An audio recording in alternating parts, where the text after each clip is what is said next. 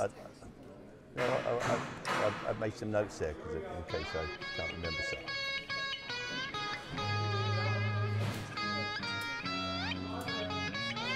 No, I turned it off. Don't turn it on.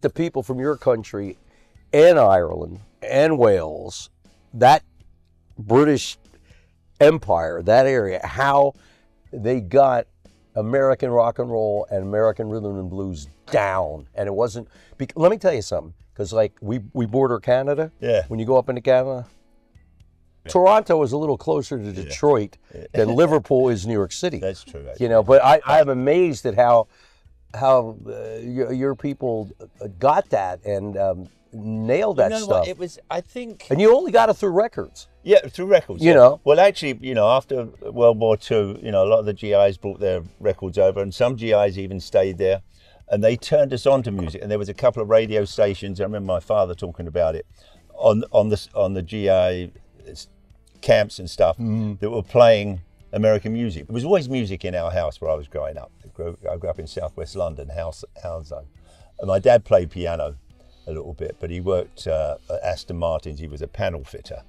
But it was all about music in our house. The radio was always on, record player. We had a Grundig tape player, so we could tape stuff on from the TV right from the beginning. There was always music in the house. My first introduction to blues was Muddy Waters' 1961 Newport Jazz Festival live record. Is that the one where he's up there dancing?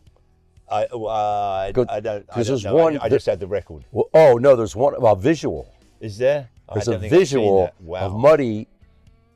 He does this dance routine. It just almost blows James Brown away. I am not kidding you. Muddy is kicking ass. Yeah. He's got the shuffle going, James Brown style. Yeah. It's just incredible. I saw him doing that shuffle. He'd shuffle backwards. Well, later he had to stop that because he got in a car accident where he broke his leg, and he couldn't do that anymore. But in his early days, Muddy Waters was out there like James Brown was, like Jackie Wilson and those guys. You got to see this film, Roger, where and I think it's at the Newport Jazz Festival or something like that. I had the record, but I never saw the film. I'll look out for that. Please do. Yeah. I played with Muddy. 1977, Foghat did a tribute to the blues at the New York Palladium. Muddy Waters, John Lee Hooker, Paul Butterfield, Eddie Bluesman Kirkland, Eddie Big Eyes Smith. It was just magic. I'm hanging out with my heroes. John Lee was beautiful.